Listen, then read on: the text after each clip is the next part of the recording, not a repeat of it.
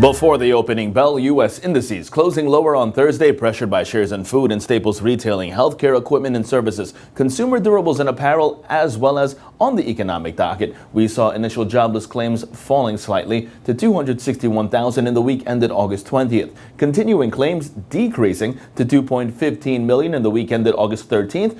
Durable goods orders, they jumped by 4.4% in July, while market U.S. services PMI slightly lowered to 50.9 in August, while market U.S. composite PMI came out at 51.5. This all while decliners edging out advancers, 45% of SP500 constituents trading lower yesterday. Now, after the markets closed, Autodesk reporting second quarter adjusted EPS of 5 cents versus an EPS of 19 cents last year on net revenue of $551 million.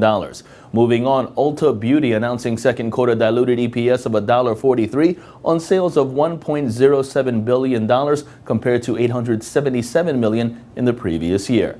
And Splunk posting second quarter diluted LPS of 65 cents versus a diluted LPS of 44 cents 1 year ago on revenue of $213 million.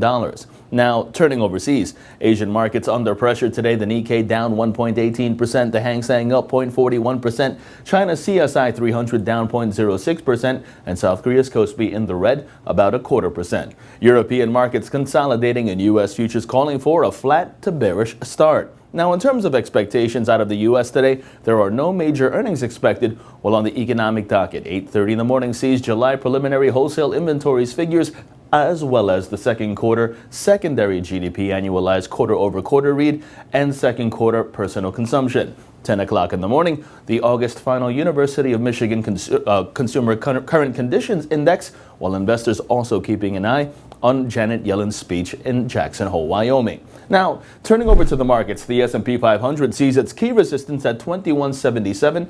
As long as 2177 is the resistance, there is a likely decline to 2166 preferred. Short positions below 2177 are favored, with targets at 2166 and 2161 in extension.